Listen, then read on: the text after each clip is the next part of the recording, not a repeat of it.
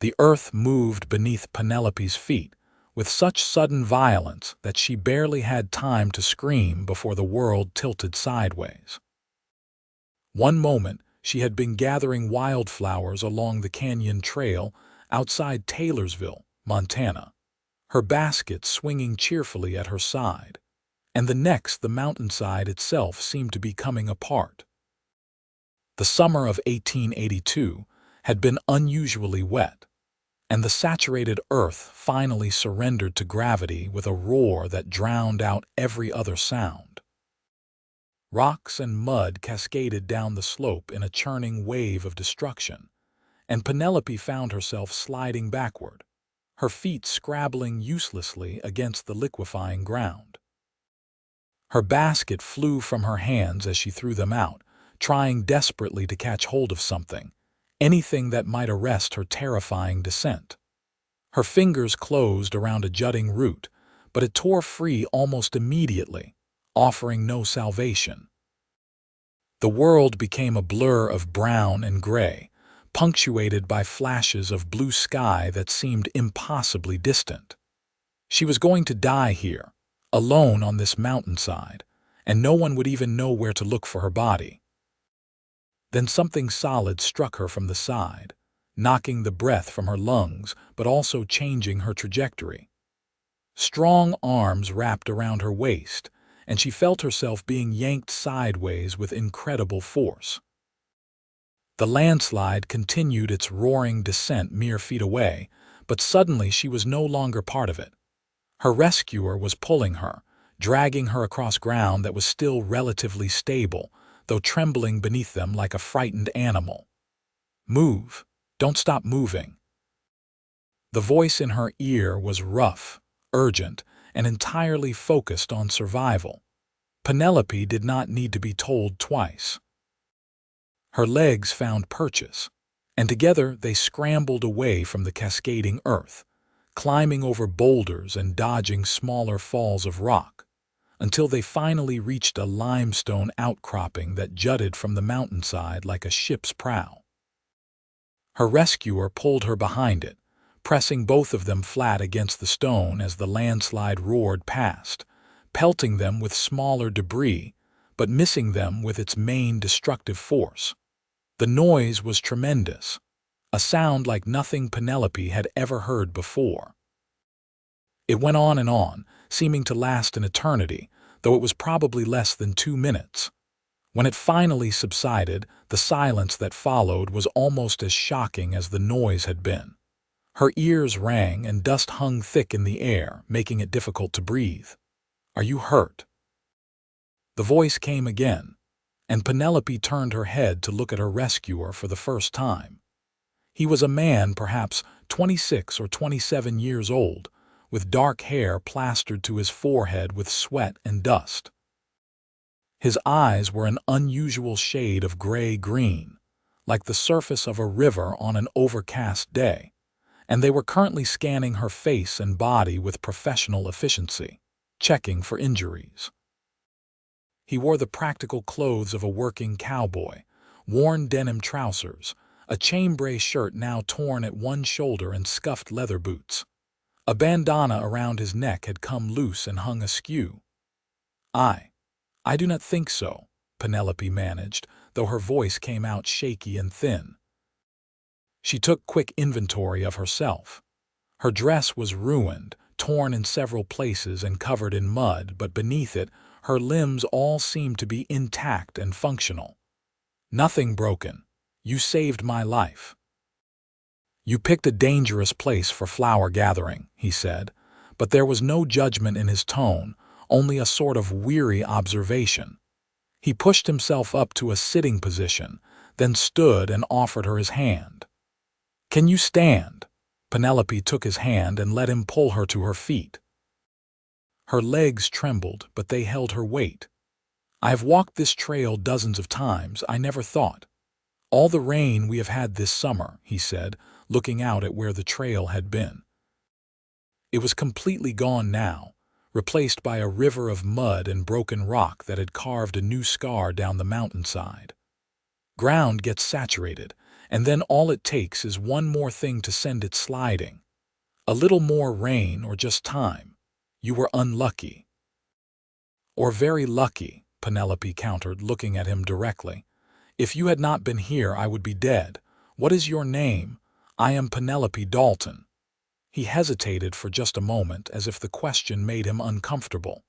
Samuel Easton, and I suppose we are both lucky then. I was tracking a strayed calf from the Henderson ranch when I heard the ground start to go. Saw you just as it gave way. Samuel Easton, Penelope repeated. I will remember that name as long as I live. You risked your own life to save mine. If you had not grabbed me. Best not to think about what might have happened, Samuel interrupted gently. We need to focus on getting down from here safely. The ground is still unstable and there might be more slides. Can you walk? Penelope tested her legs again. They felt steadier now. Yes, but the trail. Gone, Samuel confirmed. We will have to go the long way around through the valley. It will take us several hours and the sun is already past noon. We should get moving. He was right, of course. Standing here discussing what had happened would not get them back to town any faster, and the last thing either of them needed was to be caught on this mountainside after dark. Penelope nodded, pushing her tangled hair back from her face. She must look like a wild thing, covered in mud and dust, her carefully pinned hair now falling in disarray around her shoulders. Samuel led the way, picking their path carefully across the unstable terrain. He moved with the easy confidence of a man who had spent his life outdoors, reading the land the way other men read books. Every so often he would pause, testing the ground ahead with his boot before committing his full weight to it. Penelope followed in his footsteps, literally placing her feet where his had been, trusting his judgment absolutely. They did not talk much during that first hour of walking. Both of them were too focused on the immediate physical challenge of navigating the treacherous ground. But as they descended into the valley and the terrain became easier, Penelope found herself studying the man who had saved her life. There was something solitary about Samuel Easton, something that suggested he was more comfortable with silence than with conversation. He did not fill the quiet with idle chatter the way many men would have. But there was also a certain gentleness in the way he helped her over difficult spots, offering his hand when the footing was uncertain, steadying her with a grip that was firm but never presumptuous. "Have you been in Taylorsville long?" she asked finally, as much to distract herself from her aching muscles as from genuine curiosity. "About 3 months," Samuel replied. "I have been working for various ranches, wherever they need an extra hand. I move around a lot." "You are not from Montana then?" "No. I am from Wyoming originally, but I have been drifting for a few years now, never stay in one place too long." There was something in his voice that suggested this was not entirely by choice, or perhaps it was by choice but not a happy one. Penelope wanted to ask more, but something in his posture warned her off. Samuel Easton was a man with walls built around himself, and she suspected he did not let many people pass them. "And you?" he asked after a moment. "Are you from Taylorsville?" "I am now," Penelope said. "I came here 2 years ago from Ohio after my father died. He was a doctor, and I helped him in his practice. When he passed, I had no family left there, and a friend wrote to me about opportunities here in the West. I work at the general store, and I take in sewing for extra money." "No other family at all?" "None. My mother died when I was 12, and I was an only child. It was just father and me for a long time." Penelope was surprised at how easy it was to tell him this. Usually she kept such personal information to herself. But perhaps the near-death experience had loosened her tongue, or perhaps it was simply that Samuel Easton, for all his reticence about his own life, was an easy person to talk to. He listened with real attention, not just waiting for his turn to speak. "That must have been hard, losing him," Samuel said quietly. "It was. He was a good man, and he taught me a great deal. I wish I could have done more to help him at the end.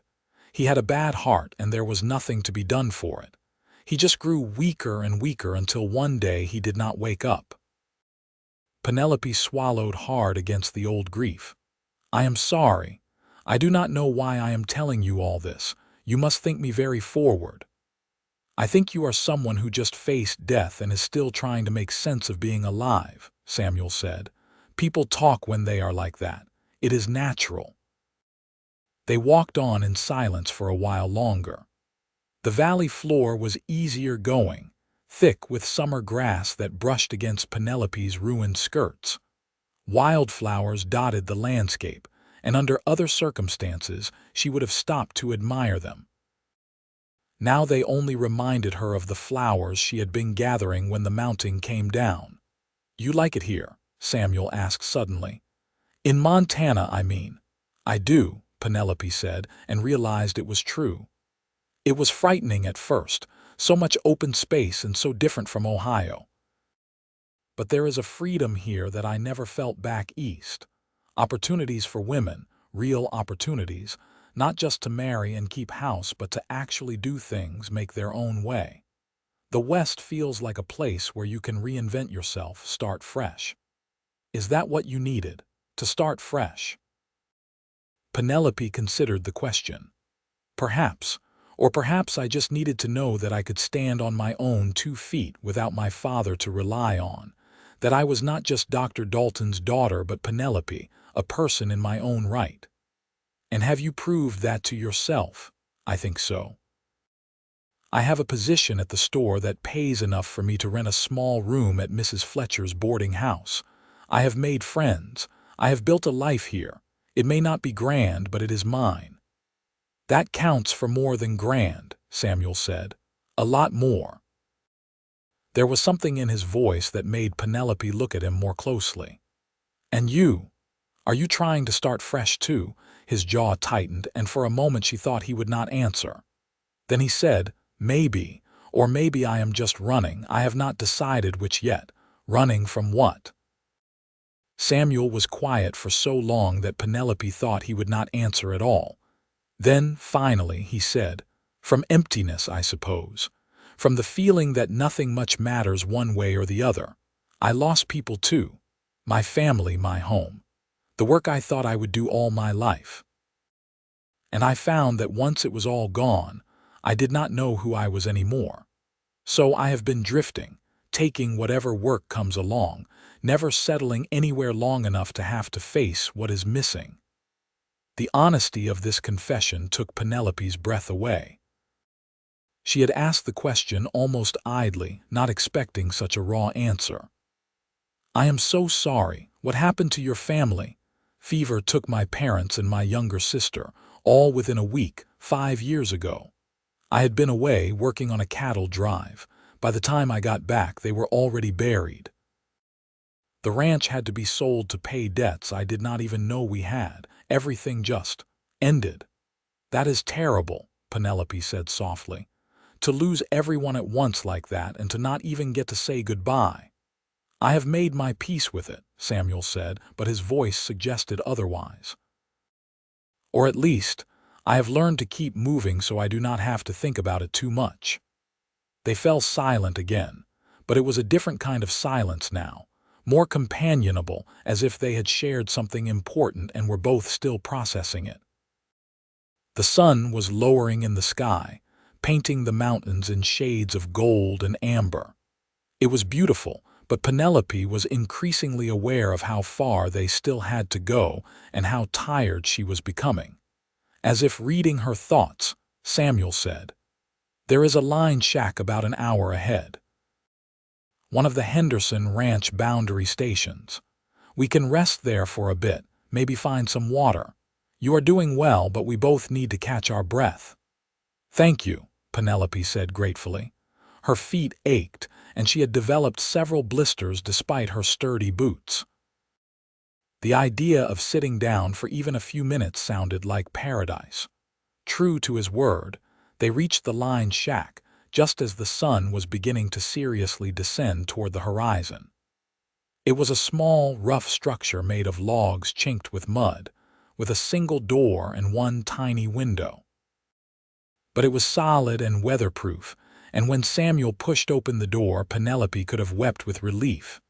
Inside was sparse but functional.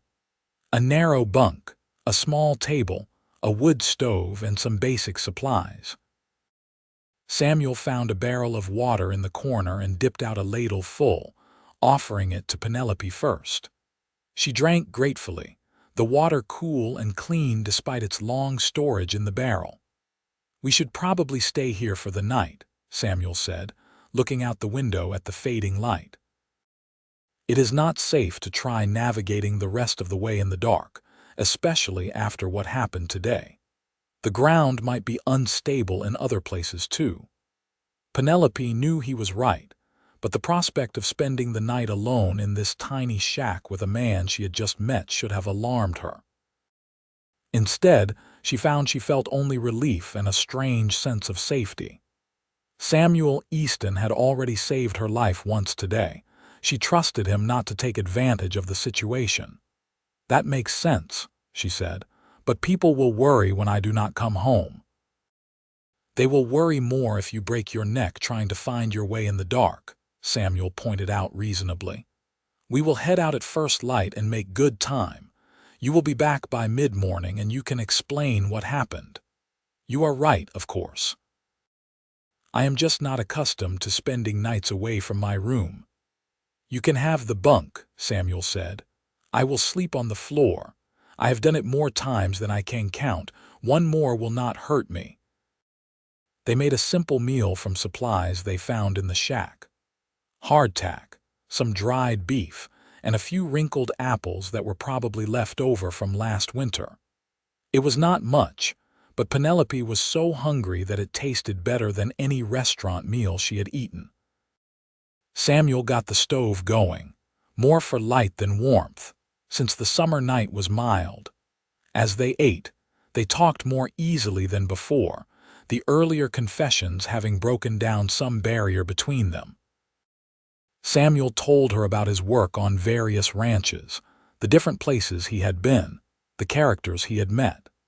He had a dry sense of humor that surprised her, and he could tell a story well when he chose to. In turn, Penelope told him about Taylorsville, the people who lived there, the rhythms of small-town life in Montana. "You miss it?" she asked at one point. "Having your own place, putting down roots?" Samuel stared into the fire from the stove, his expression thoughtful. "Sometimes. But mostly I think I am afraid of it, afraid to care about something again only to have it taken away. It seems safer to just keep moving, not get attached to anything or anyone." "That is not living, though," Penelope said gently. "That is just existing, and I do not think it is really safer at all. You are still alone, still hurting. You are just spreading the hurt out over more miles." He looked at her then, really looked at her, and something flickered in his gray-green eyes. "You are very wise for someone so young. How old are you, if you do not mind me asking?" 22, Penelope said.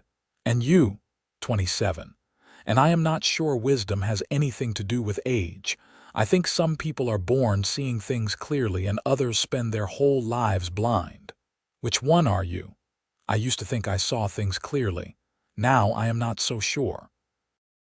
Today, for instance, when I saw you sliding down that mountain, I did not think. I just acted, threw myself into danger to save someone I did not even know.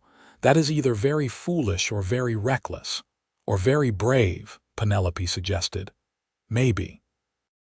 Or maybe some part of me that I have been trying to ignore for 5 years just woke up and remembered what it is like to care whether someone lives or dies. And that scares me more than the landslide did." Penelope understood what he was saying, or thought she did. Samuel had been running from his grief for so long that any genuine emotion, any real connection, felt dangerous. But she also understood, in a way she could not quite articulate, that this was a turning point for him.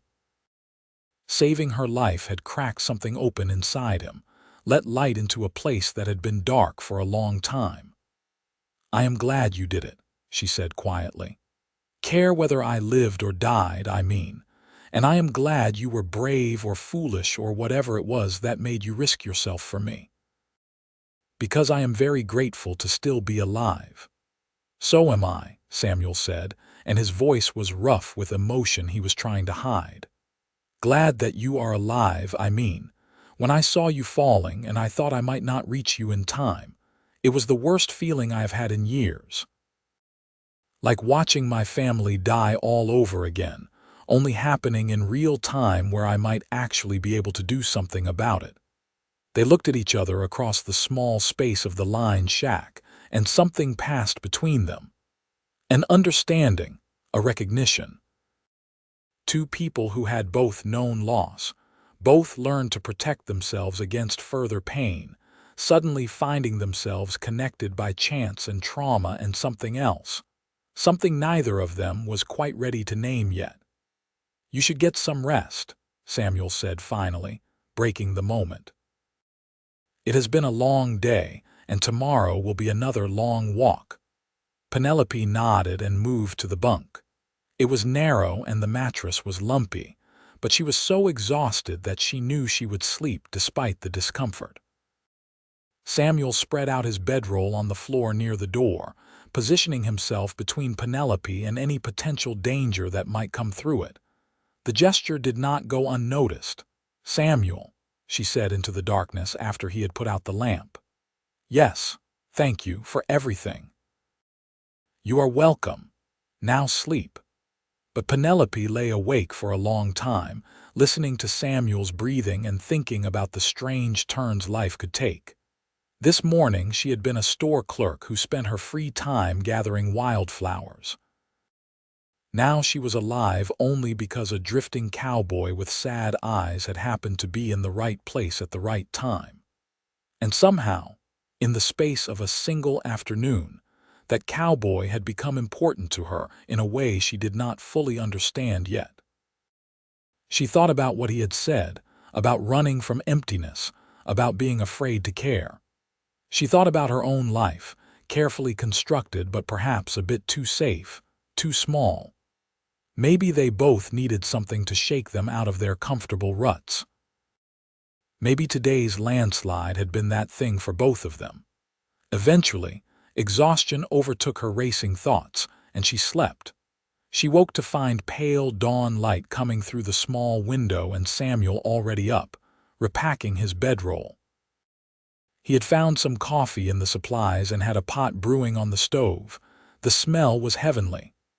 "Good morning," he said, offering her a tin cup of the strong black coffee. "How are you feeling?" "Sore," Penelope admitted, taking the cup gratefully. "And my feet are blistered. But otherwise all right, better than I have any right to be, considering. We will take it slow this morning. No need to rush now that we have the full day ahead of us." They ate a quick breakfast of more hardtack and the last of the apples, then set out.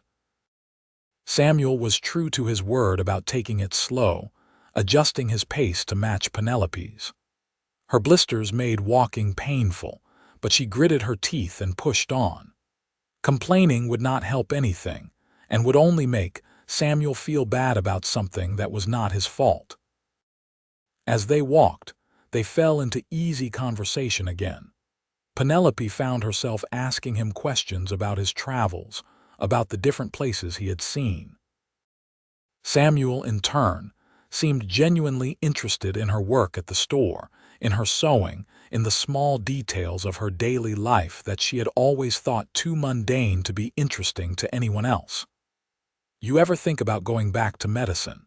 Samuel asked at one point. "You said you helped your father. You must have learned a lot." "I did learn a lot," Penelope said.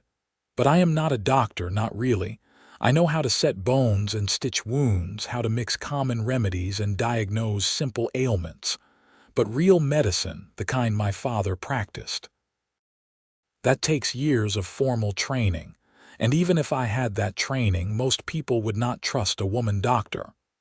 "Some might," Samuel said.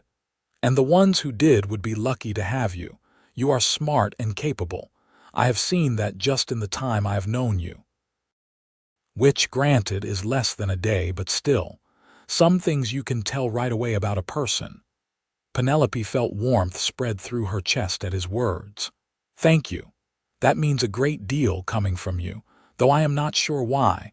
We have only just met, as you said. Yet somehow your opinion matters to me."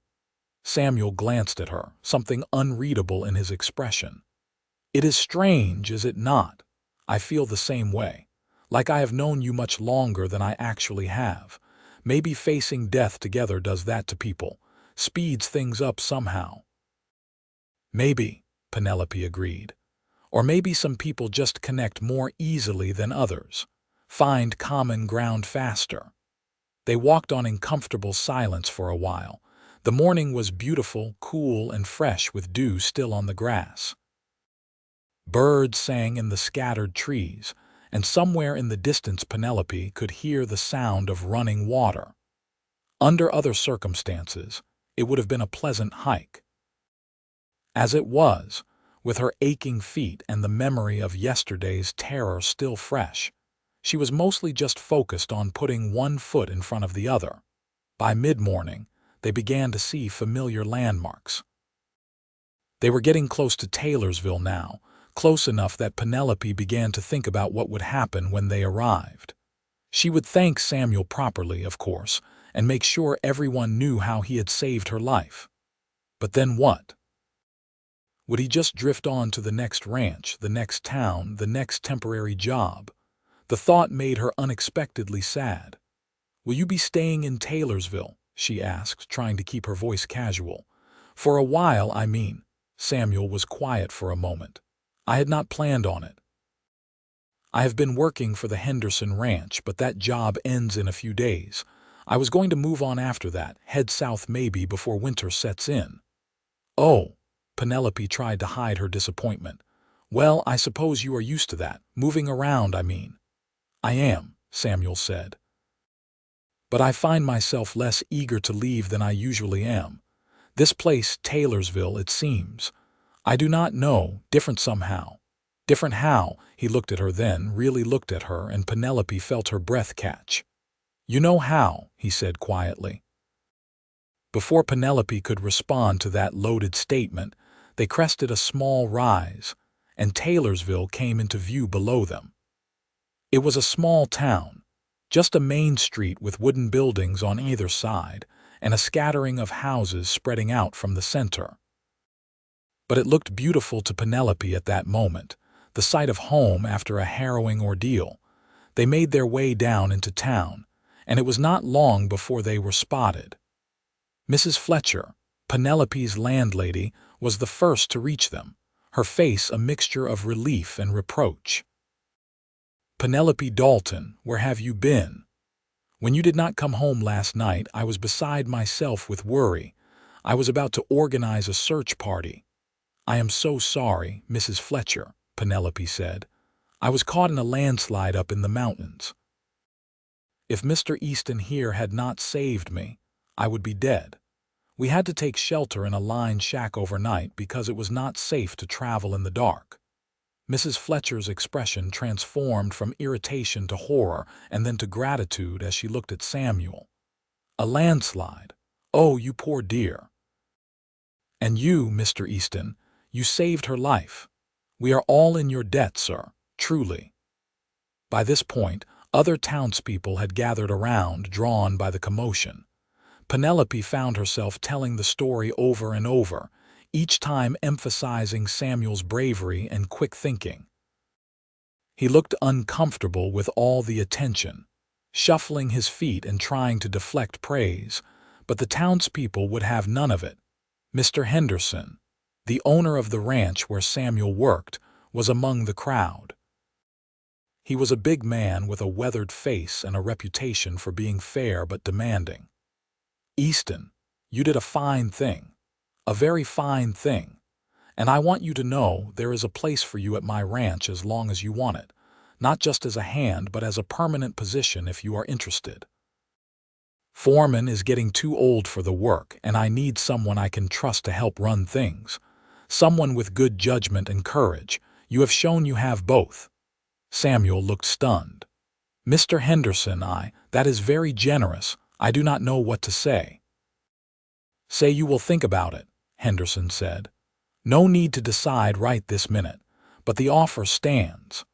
The crowd eventually dispersed, people going back to their daily business but not before extracting promises from Penelope that she would be more careful in the future. Mrs. Fletcher hustled her back to the boarding house, insisting she needed a hot bath and a good meal and probably medical attention. Samuel walked with them, and at the door to the boarding house, Penelope turned to him. "Will you come by tomorrow?" she asked. "I would like to talk more without all the fuss and bother, and I still feel like I have not properly thanked you." "You do not need to thank me any more," Samuel said. "But yes, I will come by tomorrow afternoon. That would be perfect." They stood looking at each other for a long moment, neither quite ready to say goodbye even though they were both exhausted and needed rest. Finally, Samuel tipped his hat to her and walked away, and Penelope went inside with Mrs. Fletcher. The boarding house landlady fussed over her like a mother hen, drawing her a bath and bringing her fresh clothes and a tray of food. Penelope submitted to it all gratefully, realizing just how much she had needed someone to take care of her, if only for a little while. As she soaked in the hot water, washing away the dirt and fear of the last day, she found her thoughts returning again and again to Samuel.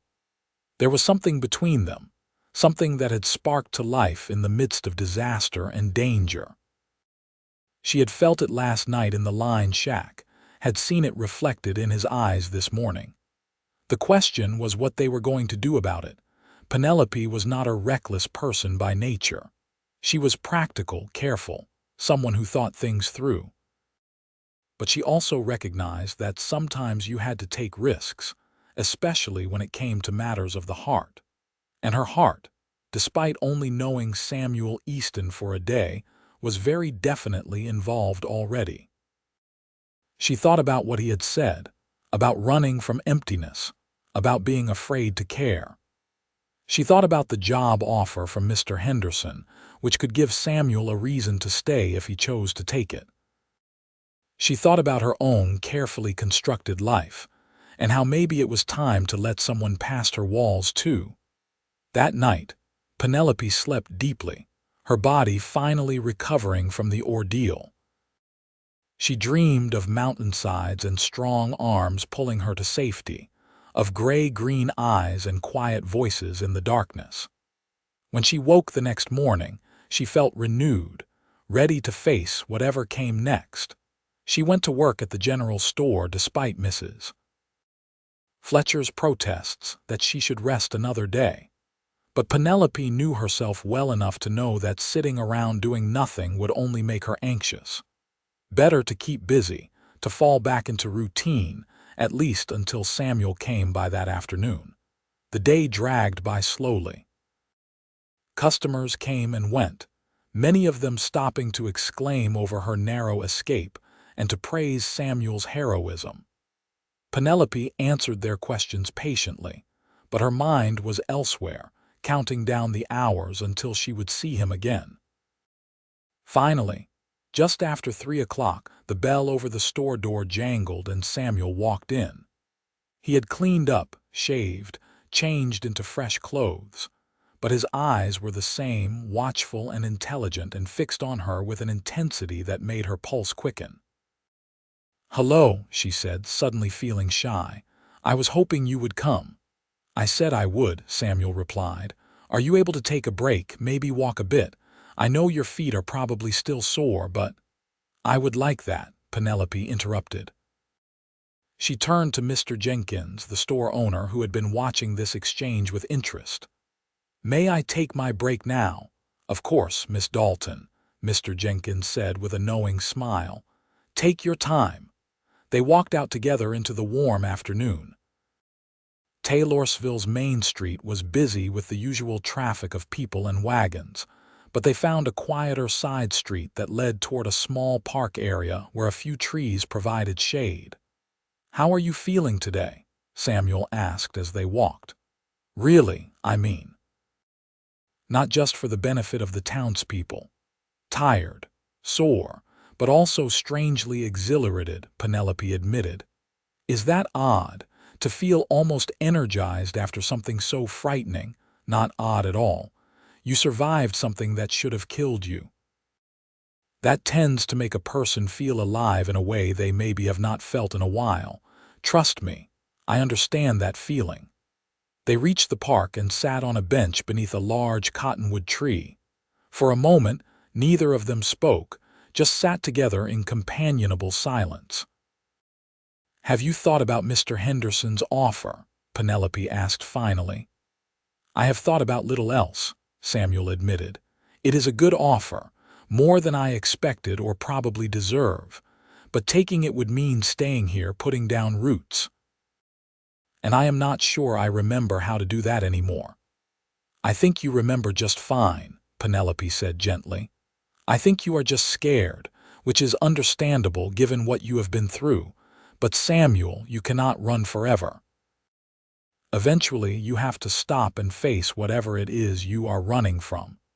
And if I face it and it destroys me, then at least you will have tried to live instead of just exist, and you will not be facing it alone." Samuel turned to look at her, his expression caught between hope and fear. "Penelope, we have known each other for barely 2 days. You cannot possibly be suggesting—" "I am not suggesting anything except friendship," Penelope said, though they both knew that was not entirely true. "I am saying that I understand what it is like to be alone, to have lost everyone who mattered. And I am saying that maybe we could help each other. Be there for each other. See where things lead without putting pressure on it." "That sounds nice in theory," Samuel said. "But you should know, Penelope, that I am not good at this. Connecting with people, letting them in. I am out of practice and I am afraid I will disappoint you." "Let me worry about that," Penelope said. "And for what it is worth, I am out of practice too. I have been so focused on being independent, on proving I can make it on my own, that I have not let anyone get close to me since my father died, so we can be out of practice together." Samuel smiled then, a real smile that transformed his whole face. "You are something special, Penelope Dalton. Do you know that? I am just a store clerk who is foolish enough to go picking flowers in unstable terrain," Penelope said, but she was smiling too. "You are so much more than that. You are brave and smart and kind, and you see things clearly just like I said last night. You cut through all the nonsense and get right to the heart of things." "So do you," Penelope said. "When you let yourself, when you stop hiding behind all those walls you have built." They sat together for a long time, talking about everything and nothing. Samuel told her more about his childhood, about the ranch in Wyoming where he had grown up, about his parents and his sister. He spoke of them haltingly at first, as if the words were rusty from disuse, but gradually more freely. Penelope listened, offering no platitudes, just presence and understanding. In turn, she told him more about her father, about the work they had done together, about the pain of watching him decline. She spoke about her decision to come west, about the fear and excitement of starting over in a new place. She found herself telling Samuel things she had never told anyone else, thoughts and feelings she had kept locked away. The afternoon stretched into evening, and they talked until the sun began to set, and Penelope knew she needed to get back to the boarding house for supper. As they walked back through the darkening streets, Samuel said quietly, "I am going to take Henderson's offer. Stay here in Taylorsville." Penelope's heart leaped, but she kept her voice calm. "Are you sure? I do not want you to make that decision just because of me." "I am not," Samuel said. "Or not entirely anyway. I am making it because you are right. I cannot keep running forever.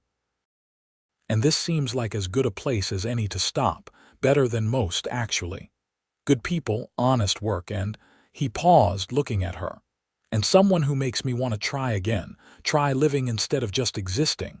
I am glad, Penelope said simply. Really glad. They reached the boarding house, and on the porch steps, Samuel took her hand. It was the first time he had touched her with anything other than urgency or necessity, and the contact sent a warm shiver through her. "Thank you," he said, "for pushing me, for seeing past the walls, for making me think that maybe there is more to life than just drifting." "You saved my life," Penelope replied. "It seems only fair that I return the favor." "Is that what you are doing? Saving me, maybe, or maybe we are saving each other." Samuel squeezed her hand gently, then released it. "I should let you go, but I will see you again soon. Tomorrow maybe." "Tomorrow," Penelope agreed. "And the day after that, and the day after that." "That sounds perfect." The next few weeks fell into a pattern that felt both new and somehow inevitable. Samuel took the position as Henderson's assistant foreman, and threw himself into the work with an energy that surprised both himself and his employer. He was good at the job, natural leadership ability, combining with years of practical experience to make him effective and respected. But his evenings belonged to Penelope. After she finished at the store, they would meet and walk together, or sit in the park, or occasionally take rides out into the countryside on horses Samuel borrowed from the ranch. Always properly chaperoned when necessary to preserve Penelope's reputation, but finding moments of privacy too, times when they could talk freely without the watchful eyes of the town upon them. They talked about everything: their pasts, their dreams, their fears. Samuel opened up more and more, the walls he had built around himself gradually coming down. Penelope watched this transformation with wonder and growing affection. This was not the solitary, guarded man she had first met on that mountainside. Or rather it was, but it was also someone else, someone warmer and more alive, someone who was learning to hope again. For her part, Penelope found herself changing too. She laughed more easily, took risks she would not have considered before. She had always been careful, controlled, keeping her emotions in check. But with Samuel, she found herself letting go, allowing herself to feel deeply and without reservation. The town watched their courtship with interest and approval. People like Samuel respected the work he was doing at the Henderson ranch and the quiet, steady way he carried himself. And everyone loved Penelope, who had won hearts with her kindness and helpfulness over the past 2 years. It seemed fitting that these two should find each other. Mrs. Fletcher was particularly invested in the romance. "I knew from the moment I saw you two together," she told Penelope one evening. "The way he looked at you, even covered in mud and exhausted from your ordeal. That man is in love with you, mark my words." "It is too soon to talk of love," Penelope protested, but she was blushing. "Too soon nothing," Mrs. Fletcher said firmly. "When you know, you know. And you know, do you not, that he is the one?" Penelope could not deny it. Somewhere in the past few weeks, she had fallen completely in love with Samuel Easton. She loved his quiet strength, his dry humor, the way he really listened when she spoke. She loved how he was with animals, gentle and patient. She loved the way his eyes lit up when he saw her, the way his whole face softened. But more than any of that, she loved who she was becoming with him. Someone braver, more open, more fully alive. He had saved her from the landslide, yes. But she was beginning to understand that she was saving him too, pulling him back from the emptiness he had been drowning in, giving him a reason to care about life again. One evening in late August, about 6 weeks after the landslide, Samuel asked Penelope to take a ride with him. They rode out to a spot he had found, a meadow high in the hills with a view that stretched for miles. The summer grass was golden in the late afternoon sun, and wildflowers dotted the landscape with splashes of color. They dismounted and walked to the edge of the meadow, looking out over the valley below.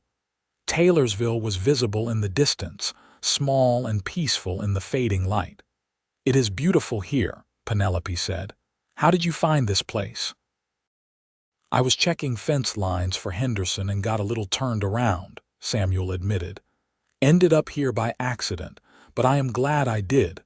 I wanted to share it with you." They stood in silence for a moment, and then Samuel said, "Penelope, I need to tell you something." "Actually, I need to ask you something."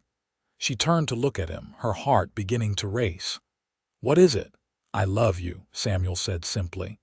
"I am in love with you. I think I have been since that first day on the mountain, but I was too afraid to admit it, even to myself.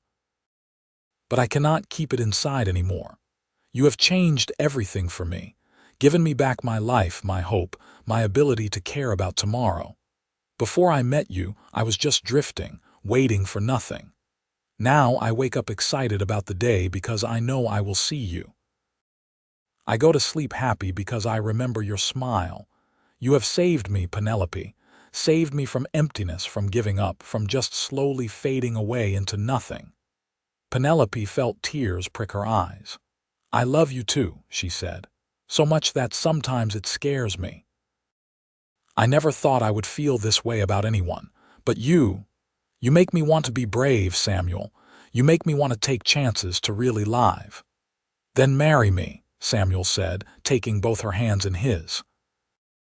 "I know it is fast, but I also know that I have never been more certain of anything in my life. I want to spend every day with you. I want to build a life together, a real life, roots and home and everything that comes with it. I want to stop running and start living, and I want to do it with you by my side." "Yes," Penelope said, not even hesitating. "Yes, absolutely yes. Nothing would make me happier." Samuel pulled her into his arms and kissed her, a kiss full of promise and joy and the kind of love that comes from really seeing someone, really knowing them. Penelope kissed him back, feeling like her heart might burst from sheer happiness. When they finally pulled apart, they were both laughing and crying at the same time. "We are going to be so happy," Samuel said. "I am going to make sure of it every single day." "We will make sure of it together," Penelope corrected gently. "That is how it works when you are partners."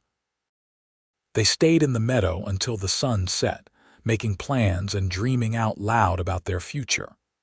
Samuel wanted to eventually buy some land of his own, start a small ranch. Penelope wanted to keep working for a while, maybe eventually use her medical knowledge to help people in the community. They both wanted children, a house full of noise and laughter and love. The wedding took place 6 weeks later, in late September, when the aspens were turning gold, and the air had that crisp quality that promised winter was not far behind. It was a small ceremony in the Taylorsville church, with most of the town in attendance.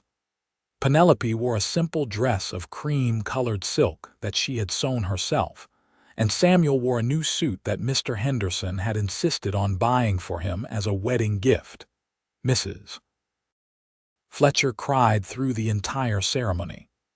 Mr. Henderson stood up as Samuel's witness, and Mrs. Henderson stood for Penelope, who had no family of her own to fulfill that role.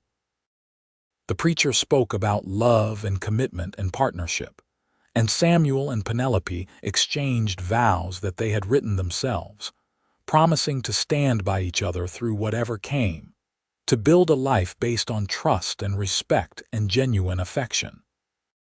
When the preacher pronounced them husband and wife, and Samuel kissed her in front of everyone, Penelope felt like the luckiest woman alive. This man, this good, kind, brave man, was hers now, and she was his. They belonged to each other, two people who had found in each other exactly what they needed to become whole. The reception was held at the hotel, with food and music and dancing that went on late into the night. Penelope danced with Samuel again and again, not caring who was watching or what anyone thought. She was happy, truly deeply happy, for the first time since her father had died. Late in the evening, Samuel pulled her outside for a moment of quiet. They stood on the hotel porch, looking up at the stars that blazed overhead in the clear Montana sky. "Happy?" Samuel asked, his arm around her waist. "Happier than I have words for," Penelope replied. "You, the same. I keep thinking about that day on the mountain. If I had been a few minutes later, if I had not heard the ground starting to go, if I had been checking a different section of fence, we never would have met. You would be dead, and I would still be drifting, half alive at best. But none of those things happened," Penelope said. "You were exactly where you needed to be when you needed to be there, and we found each other. Everything else is just what might have been, and that does not matter. What matters is what is. You are right, as usual." Samuel pulled her closer. "I was thinking, tomorrow we should go back to that meadow, the place where I proposed. I want to show you exactly where I plan to build our house." "Our house?" Penelope's eyes widened. "Samuel, what are you talking about? Mr. Henderson sold me that parcel of land as a wedding gift." "Well, sold is maybe too strong a word. He gave me terms so generous it is practically a gift. Wants me to stay on as foreman but also build my own place, start my own herd. Says I have earned it and he wants to see me succeed." "That is wonderful." Penelope threw her arms around his neck. "Our own place, our own home." "It will take time to build," Samuel warned. "We will have to live in town for a while, maybe rent a small house. But eventually, yes. Our own home, our own land. A place to raise our family. A place to put down roots so deep that nothing will ever pull them up again." They stayed on the porch a while longer, talking about their plans before finally rejoining the party. But Penelope's mind was already racing ahead, imagining the house they would build, the life they would create together. The first year of their marriage was full of work and joy in equal measure. They rented a small house on the edge of Taylorsville, nothing fancy but theirs. Penelope continued working at the store during the day, while Samuel put in long hours at the Henderson ranch and spent his evenings and days off working on their land, clearing the site for their house, starting to build corrals and outbuildings. It was hard work, but they were happy. They fell into routines and rhythms, learning each other's habits and preferences, learning how to be married. There were small arguments, of course, disagreements about money or time or how things should be done. But they learned to talk through their differences, to compromise, to put their relationship ahead of their individual stubbornness. Penelope discovered that Samuel was patient and thoughtful, but could also be incredibly stubborn when he believed he was right. Samuel learned that Penelope's quiet demeanor hid a core of steel, and that when she dug in her heels about something, it was usually because she had very good reasons. But more than the challenges, there was love. So much love that sometimes Penelope felt overwhelmed by it. Samuel was affectionate in small, constant ways. A hand on the small of her back as he passed her in their tiny kitchen. A kiss pressed to her forehead when he came home at the end of a long day. The way he always made sure her coffee was ready in the morning before she woke up. And there was laughter. Samuel's dry sense of humor came out more and more as he relaxed into married life, and Penelope discovered she could make him laugh with her observations about the customers at the store or the happenings around town. They developed inside jokes and pet names, all the small intimacies that turned two separate people into a unit. In the spring, Penelope discovered she was pregnant. She had suspected for a few weeks, but had not wanted to say anything until she was certain. When she finally told Samuel, he picked her up and spun her around, laughing and crying at the same time. "A baby," he kept saying, as if he could not quite believe it. "We are going to have a baby." "We are," Penelope confirmed, laughing at his reaction. "In late October, if I have calculated correctly." "Then we need to finish the house," Samuel said immediately. "I want our child born in our own home, not this rented place." "Samuel, that only gives us 6 months. Then I will work faster. I will work every spare minute. Henderson will understand, and I will make it happen." And somehow he did. With help from Mr. Henderson and some of the other ranch hands, the house began to rise on that beautiful meadow where Samuel had proposed. It was not fancy, just a simple wood frame structure with a few rooms and a porch that wrapped around 2 sides. But it was solid and weatherproof, and it was theirs. They moved in during August, when Penelope was 6 months along and starting to show noticeably. She waddled around, directing where furniture should go, hanging curtains she had sewn, making their house into a home. Samuel watched her with such obvious love and pride that it made her heart ache.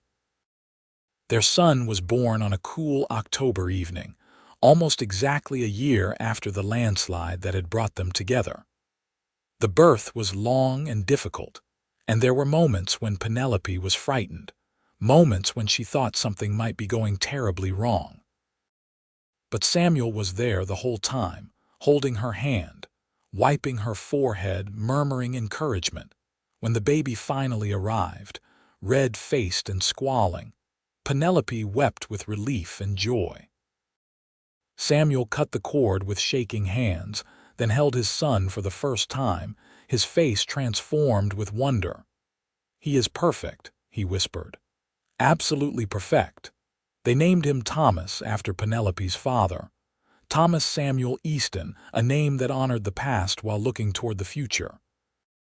He was a healthy baby, with his father's gray-green eyes and his mother's dark hair, and from the moment he came into the world, he owned their hearts completely.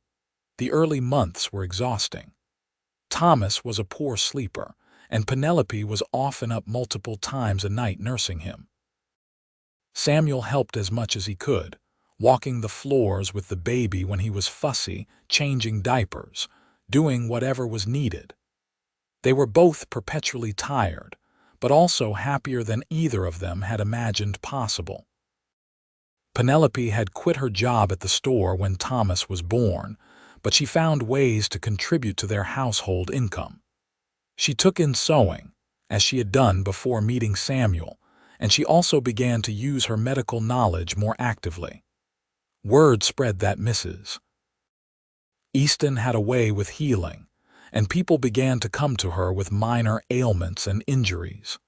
She never charged much, knowing that most of her neighbors had little to spare, but the extra income helped.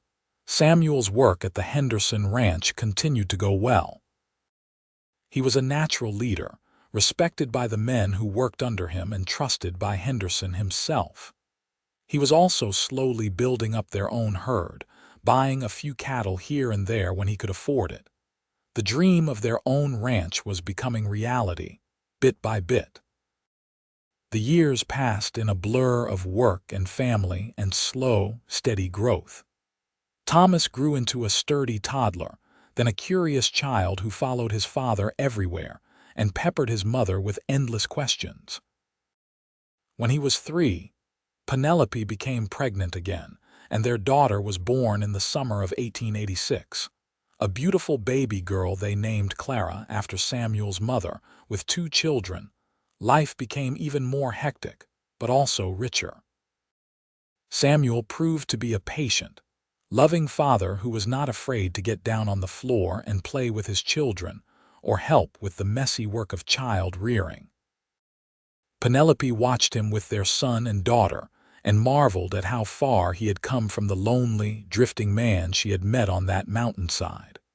One evening, when Thomas was 5 and Clara was 2, they sat together on their porch after the children were asleep.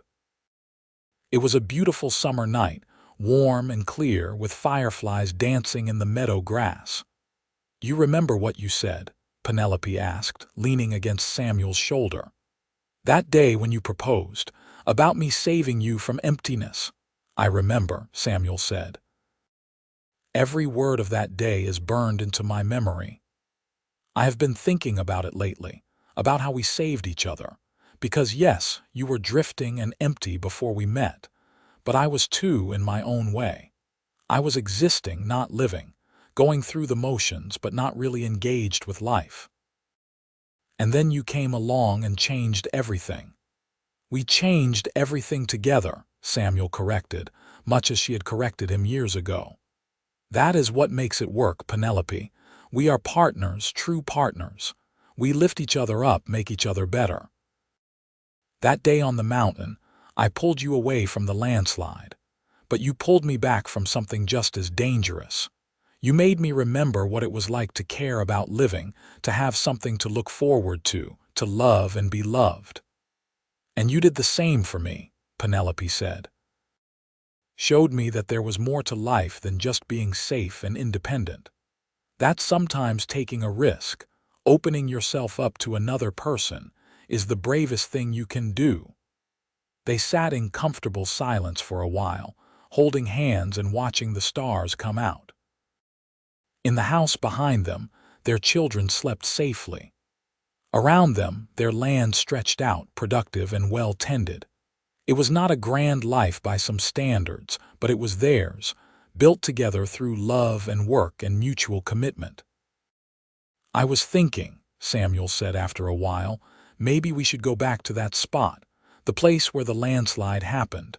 I know it is a difficult memory, but I think I would like to see it again, to remember where we started. I would like that too, Penelope said. To close the circle in a way. See the place that brought us together with the eyes of who we are now, not who we were then. They made the trip a week later, leaving the children with Mrs. Henderson for the day. The journey was strange and emotional, riding through familiar territory to a place that held such significance for both of them. As they got closer, Penelope felt her heart begin to race, some primitive part of her brain remembering the terror of that day. The mountainside had healed in the years since the landslide. Grass and small plants had covered the scar, though the path of the slide was still visible, a lighter streak running down the slope. They dismounted and walked carefully to the spot where Penelope had been gathering flowers that long ago day. I was standing right here, she said, pointing. And the ground just gave way. It happened so fast.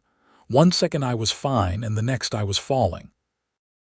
And I was over there, Samuel said, gesturing to a spot about 50 yards away. Saw the whole thing start to go. I have never run so fast in my life, never been so terrified. You saved my life, Penelope said, turning to look at him. If you had not been here. But I was here, Samuel interrupted, pulling her close. I was exactly where I needed to be, and you were here too, and we found each other. Everything else is just what might have been. Penelope smiled, recognizing her own words from their wedding night thrown back at her. You are right. What matters is what is, not what might have been. They stood together on that mountainside, two people who had been strangers once, brought together by chance and disaster and transformed by love. The emptiness that had driven Samuel for so long was gone, replaced by purpose and connection and the daily joys of family. The careful walls Penelope had built to protect herself had come down, revealing a capacity for love and courage she had not known she possessed. Should we go? Samuel asked after a while. Or do you want to stay longer? Let us go, Penelope said. Back to our home, our children, our life. This place brought us together, but it is not where we belong anymore. We belong with each other, wherever that takes us. They rode back to their ranch, to their house in the meadow, to their children who ran out to greet them with squeals of delight. That evening, as they sat down to dinner as a family, Penelope looked around the table and felt such overwhelming gratitude that she had to blink back tears.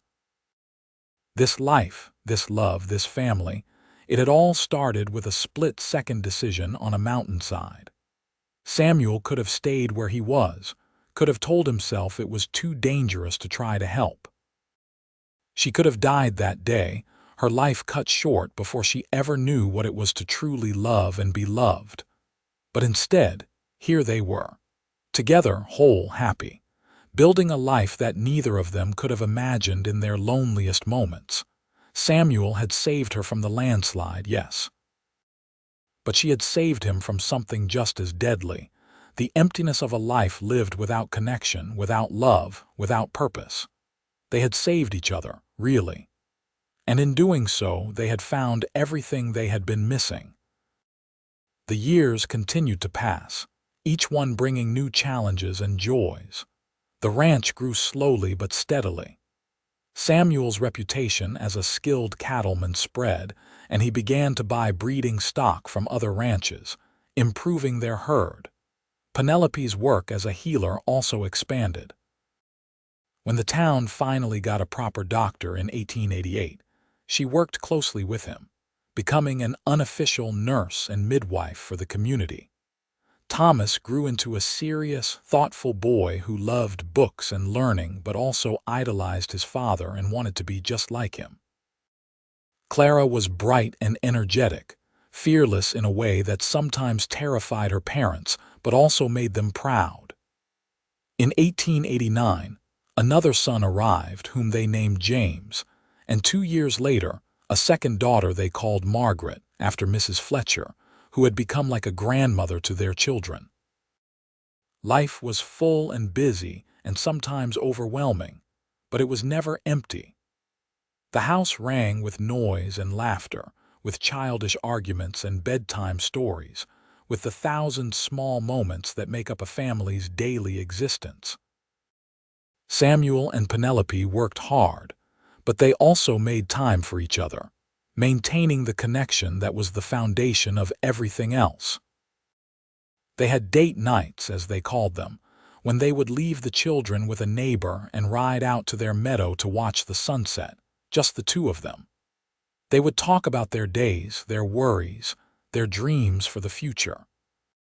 They would hold hands and kiss like young lovers, even as the years added lines to their faces and gray to their hair. When Thomas turned 15, in 1898, he asked his father if he could start working the ranch full-time instead of continuing school. Samuel and Penelope discussed it at length. Neither of them wanted to hold their son back, but they also valued education and wanted him to have opportunities they had not had. In the end, they compromised. Thomas could work the ranch, but he also had to continue his studies in the evenings with his mother, who would teach him mathematics, literature, and history.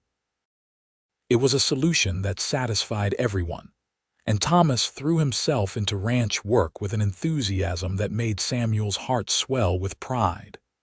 Clara, on the other hand, announced at age 12 that she wanted to be a doctor like her grandfather had been. She followed Penelope everywhere, learning everything she could about healing and medicine. Penelope encouraged her daughter's ambitions, even though she knew the path would be difficult for a woman. But times were changing, even in Montana, and she believed that by the time Clara was old enough, opportunities might exist that had not been available to Penelope's generation. One evening in the summer of 1900, when they had been married for 18 years, Samuel surprised Penelope with a trip. He had arranged for Mrs. Henderson to stay with the children for a few days, and he was taking Penelope to Helena, the state capital, for a proper vacation. "Samuel, we cannot afford this," Penelope protested, even as she was secretly thrilled. "We can, actually," Samuel said with a grin. "Sold that breeding bull to the Morrison Ranch for a very good price. And you deserve a break. You work so hard taking care of all of us, tending to half the ailments in the county. Let me spoil you a little." The trip was wonderful. They stayed in a real hotel, ate in restaurants, went to the theater. They walked around the city like tourists, marveling at the buildings and the bustle of people. But the best part was just being alone together, without the constant demands of children and ranch and community. On their last night, they sat in the hotel room, and Samuel pulled out a small box from his satchel. "I have something for you," he said. "I have been waiting for the right moment to give it to you." Inside the box was a necklace, a delicate gold chain with a small pendant in the shape of a mountain. It was beautiful and clearly expensive, and Penelope's eyes filled with tears. "Samuel, it is too much." "It is not nearly enough," he said, fastening it around her neck. "I wanted you to have something to remember where we started, the mountain that brought us together. 18 years ago, I was a man with nothing to live for, and then I saw you falling, and in trying to save you, I somehow saved myself. Every good thing in my life started on that mountainside, Penelope, every single one." "I love you," Penelope said, touching the pendant with trembling fingers. "So much. I cannot imagine my life without you." "You will never have to," Samuel promised. "We are going to grow old together, watch our children grow up and have children of their own. We are going to sit on our porch when we are 80 and watch the sunset and marvel at how lucky we got." And that is exactly what they did. The years continued to pass, bringing all the changes that time always brings. Thomas grew into a fine man and married a local girl named Sarah. They had 3 children of their own and built a house on the ranch, taking over more and more of the operation as Samuel grew older. Clara defied all expectations and actually did become a doctor, going back east to medical school and returning to Taylorsville to set up a practice. James took after his mother's side of the family, becoming a skilled craftsman and furniture maker. Margaret married a schoolteacher and moved to Billings. Though she visited often through it all, Samuel and Penelope remained the steady center of their growing family. They faced challenges together: droughts and hard winters, illness and injury, the inevitable sorrows that come with long life. Samuel's old boss, Mr. Henderson, died in 1905, and they mourned him deeply. Mrs. Fletcher passed away in 1908, and they laid her to rest with honors befitting a beloved matriarch. But there was joy too, so much joy. Grandchildren filled the house with noise and laughter. The ranch prospered, becoming one of the most successful in the region. Penelope's medical work touched countless lives, and she trained not only Clara but several other young women who wanted to follow in her footsteps. In 1920, on their 38th wedding anniversary, Samuel and Penelope sat on their porch as the sun set over the meadow. They were in their 60s now, their hair more gray than dark, their faces lined with the evidence of a life well lived. But their hands were still clasped together, and their love was as strong as ever. "You ever think about that day?" Samuel asked, not needing to specify which day he meant. "The landslide." "Sometimes," Penelope said, "but not as much as I used to. It used to be so vivid, so terrifying. Now it is more like a story that happened to someone else. We have lived so much life since then that it feels like a different lifetime." "But it was this lifetime," Samuel said. "Our lifetime, the beginning of everything we have now." "True. And I am grateful for it, even though it was terrifying at the time. If that mountain had not come down, we never would have met. You would still be drifting somewhere, and I would still be alone, living half a life." "No," Samuel said thoughtfully. "I think we would have met eventually. One way or another. Some people are just meant to find each other, I think. The landslide just hurried things along." Penelope smiled. "I like that idea, that we were always going to find each other no matter what." "We saved each other," Samuel said, repeating words they had said to each other many times over the years. "And we built this life together. Every good thing in it we created with our own hands and hearts." "You have any regrets?" Penelope asked, though she thought she knew the answer. "Not a single one," Samuel said firmly. "Except maybe that I did not meet you sooner. But then, maybe we both needed to go through what we went through first, to become the people we needed to be for each other." Wise words from the man who once told me he would never stay in one place long enough to put down roots. Shows how much you changed me, Samuel said with a grin. Turned a drifter into a family man. You did that yourself, Penelope corrected. I just gave you a reason to want to change. As the last light faded from the sky, their oldest grandson came running up the porch steps. Grandpa, Grandma, Ma says dinner is ready and to come inside before it gets cold. We are coming, Penelope called back. She stood slowly, her joints not quite as flexible as they used to be, and Samuel rose with her, offering his arm with the same gallant gesture he had used 40 years before. They walked inside together, into the warm, noisy house full of family.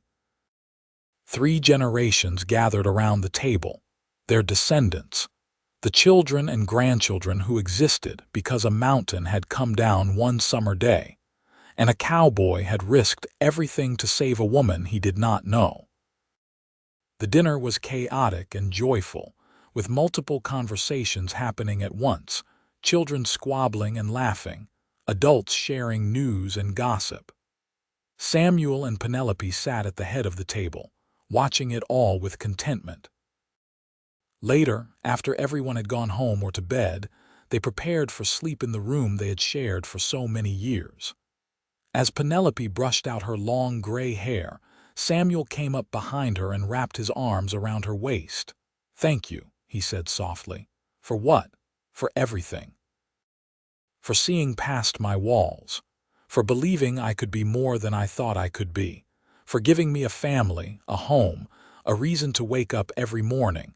For saving me from emptiness." Penelope turned in his arms and kissed him gently. "And thank you for pulling me off that mountain. For showing me what real love looks like.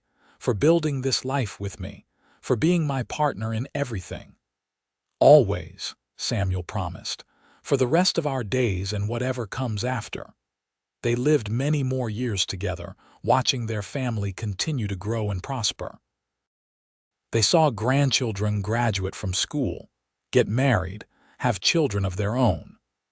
They saw the world change in ways they could never have imagined, with automobiles replacing horses and electricity coming to their ranch. But through all the changes, their love remained constant. They held hands on the porch every evening. They still took rides out to the meadow where Samuel had proposed. They still celebrated the anniversary of the day they met, toasting each other with coffee at breakfast and reminiscing about how young and scared they had been. Samuel passed away peacefully in his sleep in the winter of 1932, at the age of 77. Penelope was holding his hand when he went, and though her heart broke, she was grateful that they had been given so many years together, and that he had gone without pain or suffering. She lived another 5 years without him, surrounded by family but missing her partner with every breath.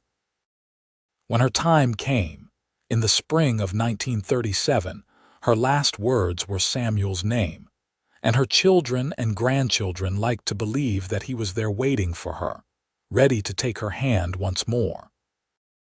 They were buried side by side on a hill overlooking their meadow, under a shared headstone that read simply, "Samuel and Penelope Easton, together always." And in the town of Taylorsville, Montana, for generations to come, people told the story of the cowboy and the store clerk who had met during a landslide.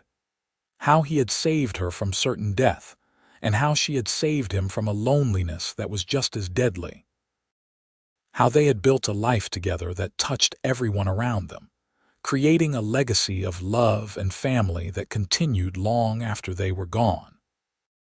It became a legend of sorts, the kind of story that people told when they wanted to believe in the power of love, in the idea that sometimes the worst moments of our lives can lead to the best. That sometimes being saved means more than just escaping physical danger. That sometimes the emptiness inside us is the most dangerous thing we face. And that sometimes, if we are very lucky, We find someone who sees past our walls and our fears to the person we are meant to be. Someone who makes us want to stop running, to put down roots, to build something that will last long after we are gone. Samuel saved Penelope from a landslide on a summer day in 1882. But she saved him from something far worse, from a life half-lived, from the emptiness that comes from being afraid to love and be loved. Together, they created something beautiful and lasting, a testament to the transformative power of love and partnership. And that, more than anything else, was the real miracle of their story.